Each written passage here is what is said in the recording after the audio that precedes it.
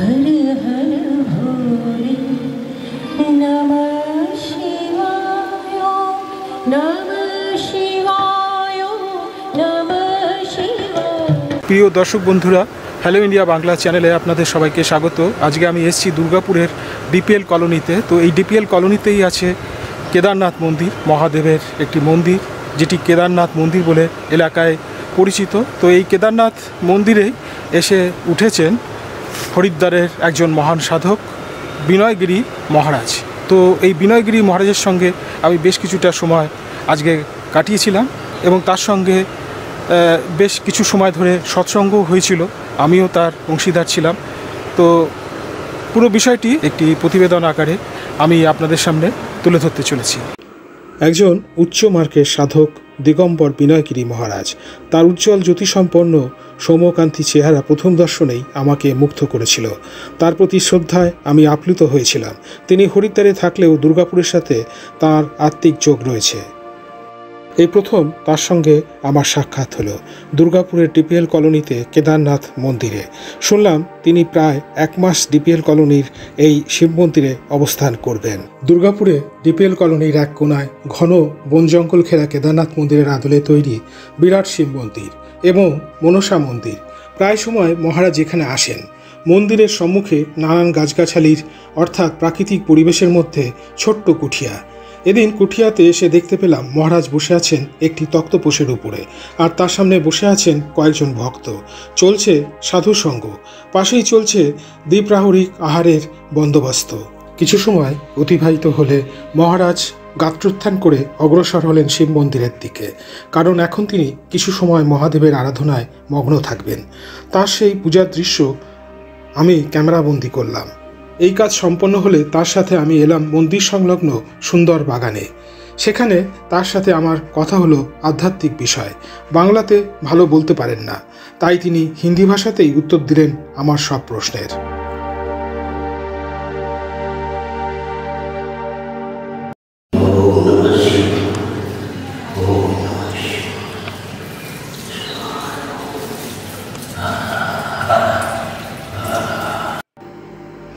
কথা বলেছিলাম একজন ভক্ত সোমনাথ দাসের সাথে। দিগম্বর বিনয়গিরি মহারাজ সম্পর্কে উনি কি বললেন একবার শুনে নেওয়া যাক। আচ্ছা, এই যে বিনয়গিরি মহারাজ, এনার সম্পর্কে একটুখানি বলুন। বিনয়গিরি মহারাজজি হচ্ছে আমাদের এখানকার এই যখন ডিপিএলের যে কেদারনাথ মন্দির আপনারা যেটাকে চেনেন, সেইটা যখন প্রথম তৈরি হচ্ছে তখন এই বিনয়গিরিজি মহারাজই আমাদের এখানে থেকে, হ্যাঁ, মন্দিরে উনি ছিল বলে এতটা পর্যন্ত এই মন্দির তৈরি হয়েছে। বিনয়গিরিজি মহারাজ অ্যাকচুয়ালি হরিদ্বারের মহানির্বাণী আখড়ার সাধক আর খুব উচ্চকোটি মানের সাধক। তিনি বছরে আগে মোটামুটি যখন প্রথম তৈরি হচ্ছে তখন এখানে কমসে কম 10 বছর এখানে থেকে গেছেন। তারপরে উনি আখড়ার এখন দায়িত্বে আছেন, আখড়ার উনি একজন পোস্টে আছে, তাই জন্য উনি এখন ডিউটি করতে হরিদ্বার হাপুর ওনার নিজস্ব একটা আশ্রম আছেন, ওইখানে যাতায়াত করে আমাদের দুর্গাপুরেও মায়ের সাথে বছরে মোটামুটি 4-5 বার করে এসে আমাদেরকে হেল্প করছেন। ঠিক আছে, বিনয়গিরিজি মহারাজজি মহানির্বাণী আখড়ার সাধক, যে 10 নাম পরম্পরার যে নাগা সাধুদের যে আখড়া আছে, 7 আখড়ার মধ্যে মহানির্বাণী আখড়াও একটা আখড়া, সেই আখড়ার একটা উচ্চকোটির সাধক এই বিনয়গিরিজি মহারাজ। তো মহারাজ, আপনি তো দুর্গাপুরে এসছেন, তো দুর্গাপুর কেমন লাগে আপনার? ভালো। এখানে কিরকম আধ্যাত্মিক পরিবেশ? এই যে জায়গাটি तो देवस्थल स्थान बंगाल केदार के नाम से भोलेनाथ स्थापित है और यहाँ पर नाना प्रकार का वनस्पति लगाया गया है। सब ये सब गार्डन। তো মহারাজ, আপনি কি এই প্রথম আসছেন দুর্গাপুরে না এর আগেও এসেছেন? আমি 20 সালে ধরে এখানে আছি। 20 সাল মানে 20 বছর আপনি এখানে আসছেন? কিন্তু আপনি তো অ্যাকচুয়ালি আপনি হরিদ্বারে থাকেন।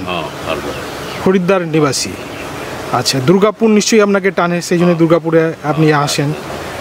তো সাধু বাবা, আমি বলছি যে এই যে বলে যে সাধনা, এটা নাকি জন্মান্তরের, তো এটা কি সত্যি? এ ব্যাপারে একটুখানি বলুন যে মানুষ যে সাধনা করে এটা কি জন্ম জন্মান্তরের ব্যাপার নাকি? हाँ जन्म जन्म व्यापार आते हैं तभी तो साधना में भालो ध्यान থাকবে ये सब। आपका नाम है तो विनयगिरी महाराज, तो दिगंबर विनयगिरी महाराज।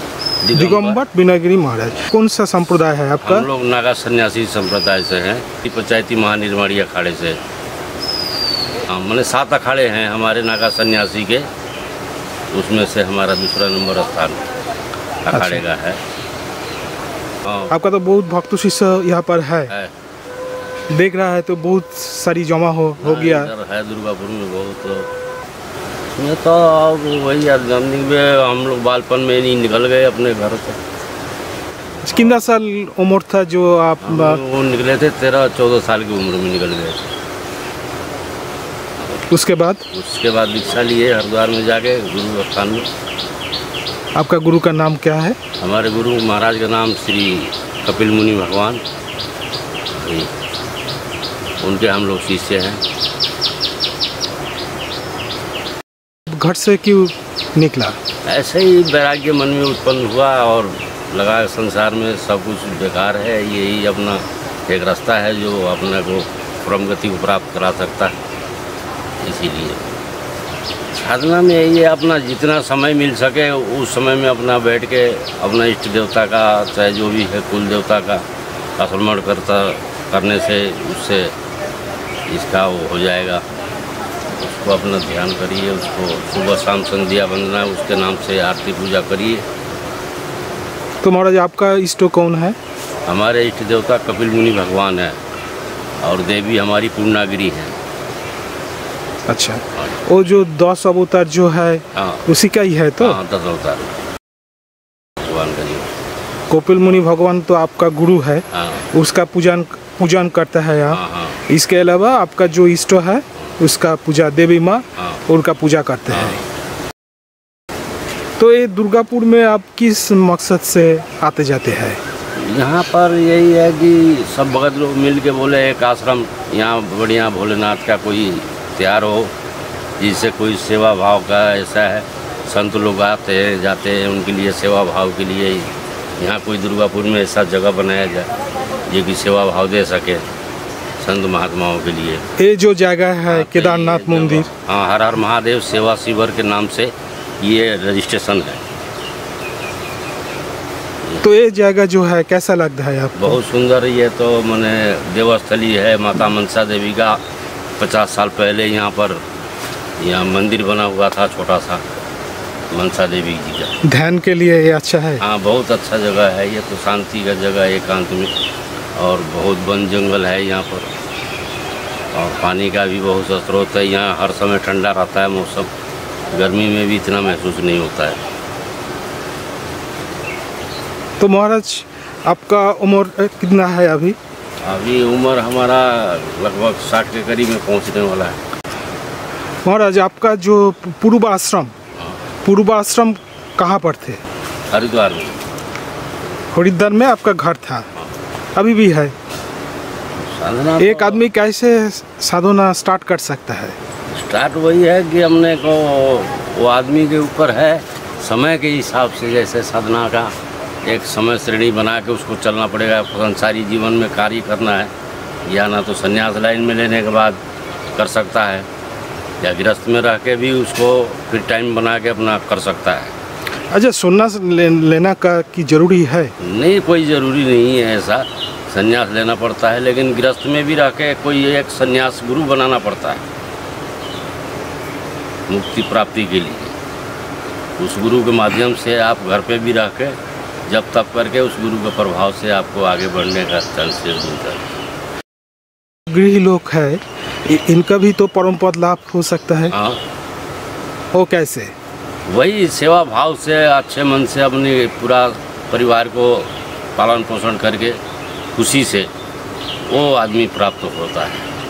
जो किसी चीज़ की मैंने दिक्कत ना हो, किसी परिवार में कोई मैंने बच्चा को कोई चीज़ का कष्ट हो और हम संन्यास ले रहे, किसी पत्नी का हो तो हम संन्यास ले रहे, ऐसा नहीं। उसको पूर्ण करना है आपको उसी जीवन में, उसको पूर्ण करने से ही आपको ऊपर की मुक्ति मिलेगी।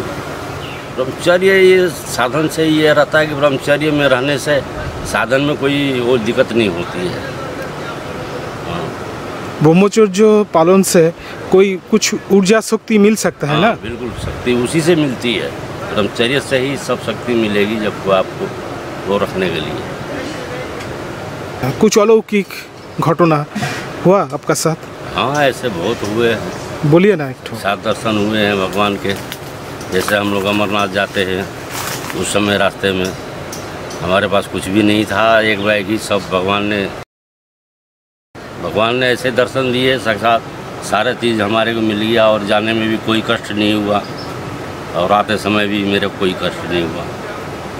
ऐसे ऐसे अनुभव हुए हैं भगवान के। सिद्धि प्राप्त कैसे हो सकता है? सिद्धि मन के पहले स्थिर करने से ही सिद्धि प्राप्ति हो सकती है। आत्मा को अस्थिर करना, उसके बाद ही आपको कोई सिद्धि प्राप्ति होती है। आत्मा को स्थिर करना है। अच्छा, मन को स्थिर करना है। हाँ, मन को स्थिर होने के बाद कोई चीज़। कैसे स्थिर हो सकता है? ध्यान से ही ना? हाँ, ध्यान से स्थिर करके उसके बाद सिद्धि के प्राप्ति के लिए आगे जौपत सिद्धि जो बोलता है। हाँ, हिमालय में ऐसे तो बहुत सारे संत हैं जो रहते हैं। हाँ, कोई हिमाचल साइड में है, कश्मीर में है, इधर अपना आपके उत्तराखंड में है। बहुत सारे ऐसे ऋषि हैं जंगलों में अपना ज़िंदगी अपना व्यतीत कर रहे हैं। ब्रह्मचर्य कैसे पालन कर सकता है? ब्रह्मचर्य 2 है। अपना घर पे भी रह के ब्रह्मचर्य आराम से निभा सकता है, कोई वो नहीं है, हर समय वो नहीं है। अपना मन को स्थिर रखने और ब्रह्मचर्य रूप में ही रहना है। हमारे को गलत चीज़ कोई चीज़ भी नहीं करना है, काम सी चीज़ नहीं खाना है, वो नहीं करना है। आप जो साधन करते हैं वो वैदिक साधन है। हाँ, इसका साथ तो तंत्र का कोई योग है? नहीं, वैदिक साधक है। वैदिक साधन। धर्मों का बारे में आप कुछ बोलिए। जो अभी का जो लड़का है उसमें चल सकले, उसका शरीर मन सब ठीक रहे, वैसे कुछ फॉर्मूला बताइए हम लोग को। उसके लिए तो अपना बच्चा को शुरू से संस्कार देना पड़ेगा। जैसे कि ये जो बचपन से ही उसको लाइन में, आध्यात्मिक लाइन से उसको जुड़ाव रखिए, ताकि मैंने इधर उधर जाने से अच्छा उसको आध्यात्मिक लाइन में डालने से उसके अंदर में जगेगा मन में, तो अपने धर्म के प्रति वो जागृत रहेगा। हमारे सनातन के लिए, आगे के लिए वो अच्छा रहेगा। भविष्य में उसकी पढ़ाई लिखाई में भी कोई दिक्कत नहीं होगा और हर चीज़ में उसको सुविधा मिलेगा। बाबा जी सलाम। हम लोग का गुरु क्या ज़रूरत है? गुरु सबको ही जरूरत पड़ता है। हाँ, सबको ही गुरु को बनाना पड़ता है अपने भविष्य के लिए, हर चीज़ में, जिसके लिए हमारे को आगे का रास्ता मिलेगा। तो गुरु इसलिए बनाया जाता है कि अंधकार से हमारे को उजाला की तरफ ले जाएगा। इसीलिए गुरु बनाना जरूरी है, सबको ही बनाना पड़ता है। बाबा, हम लोग जाते हैं, हम लोगों का दर्शन करने के लिए महाकुंभ में जाते हैं, हरिद्वार जाते हैं, केदारनाथ जाते हैं, जो आप लोगों का दर्शन के लिए, दर्शन पाने के लिए। तो मेरा हम लोगों का सौभाग्य है, हम लोग यहाँ अपना कुटिया में बैठ के, अपना आश्रम में बैठ के आप लोगों का दर्शन मिल जा रहा है। आप लोग आके हम लोगों का दर्शन देते हैं, आशीर्वाद देते हैं, बस यही है। और ये सत्संग जो करते हैं हम लोग, ये सत्संग का मेन उद्देश्य है कि सनातन धर्म को जानने का। आप बाबा लोगों के पास आते हैं, बैठते हैं कि सनातन धर्म का ज्ञान अपना थोड़ा बाबा लोगों का पास से मिलता है, तो ये लोग, ये इससे मेरा हम लोगों का आगे रास्ता चलने का सुविधा मिलता है। तो बाबा थोड़ा सत्संग के बारे में कुछ बताइए, सत्संग कैसे किया जाए और कैसे करने से कैसे आप लोगों का आशीर्वाद प्राप्ति हो जाए। सत्संग तो हर समय करना चाहिए, जैसे कहीं भी रहो वहाँ धार्मिक ज्ञान की बातें करो सत्संग में। जैसे अभी यहाँ घर का बात गल्प वल्प ना करके कोई धार्मिक विचार भावना से सत्संग करोगे तो उसमें तुम्हारे को अलग ज्ञान, अलग प्राप्ति हो जाएगी। और संसारिक जीवन की चर्चा करोगे उसमें, सत्संग में तुम्हारे को वो चीज़ नहीं मिलेगी जिस चीज़ के लिए हम लोग यहाँ बैठे हुए हैं सत्संग में, वो चीज़ हमें सत्संग से ही मिलेगी। और इसलिए साधु संगति बोला गया है कि साधु संगति से ये सब चीज़ आप लोग भूल जाते हो। गृहस्थी के बात छोड़ के बाबा के बात में लगे हुए ध्यान करोगे, इसलिए तो उसी से सत्संग बोलते हैं। जो सत्य का संग देता है, साथ देता है ना सत्य के साथ, उसका है सत्संग है। जहाँ जैसे हरि नाम हो रहा है वो सत्य का कार्य हो रहा है, और जहाँ जैसे भागवत हो रहा है, कहीं रामायण हो रहा है, कहीं ये सब सत्य है, इसी को सत्संग बोलते हैं। ऐसे जगह में जाएंगे तो उसका अलग चीज़ हमारे को नॉलेज कान में सुनाई देता है ना वो, तो फिर बाकी विकारों का भूल जाता आदमी, उसी विकार में रहता है, हमेशा वही नॉलेज में रहेगा। भगवान का ही बार वर्णन होगा, भगवान का ही हर समय बात आएगी, गुरु पीरों की बात आएगी। कभी साधु संतों में यहाँ के भाई बाबा जी वहाँ मिले थे, ऐसा मिले थे, वहाँ पर ये सब सत्संग में आता है। बिना ज्ञान होगा ही नहीं ना, तो सत्संग करना ही पड़ेगा। सत्संग करने से तुम्हारे को बैठने उठने का ढंग आएगा, और भी बातें आएगी, 10 आदमी के नॉलेज भी तुम्हारे को आएगा कि हाँ भैया हमारा ये किस बात आ रहा है, ये है ऐसा है। अच्छा महाराज जी, सत्संग से होगा। अब तुम बाड़ी पे रहेगा तो इनको नहीं जान पाएगा ना कि ये लोग कहाँ के हैं, कैसे हैं, ये क्या कारोबार करते हैं, कैसे करते हैं, इनके कितने बच्चे हैं। और तो सत्संग में जाएगा जब भी पता लग रहा है ना कि ये हमारे भैया हैं, इनके 2 बच्चे हैं, यहाँ पर इनका बाड़ी है। जो अभी सत्संग लड़का लोग नहीं कर रहा है, उसके बारे में आप कुछ बोलना चाहेंगे? एडुकेशन के बारे में जो व्यवस्था है हम लोग का, अभी एडुकेशन व्यवस्था, जो हम लोग कुछ पुराना चीज़ हम लोग सीख नहीं पा रहे हैं, जो वैदिक भाव है, ये सब कुछ हम लोग को पास नहीं आ रहा है। तो आप कुछ बताना चाहते हैं युवक समाज को, कैसे करके आप सत्संग करके मन का भावना चेंज कर सके, ऐसे कुछ? हाँ, सत्संग से ही होगा भावना, और थोड़ा सा अपने गार्जियन को भी पहले कंट्रोल करना पड़ेगा, बच्चों को। हाँ भाई, तुम यहाँ ना जाके हमारे साथ मंदिर में चलो, तीर्थ में जाओ, कहीं ऐसे ऐसे धार्मिक जगह पे जा रहे हैं उसको साथ में लेके जाओ, तब सत्संग में उसका मन रुचि लगेगा।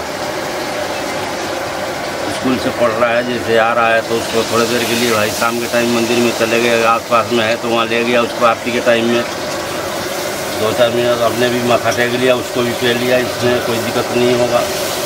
1 मिनट में तो कोई फ़र्क नहीं पड़ना है ना बाड़ी में।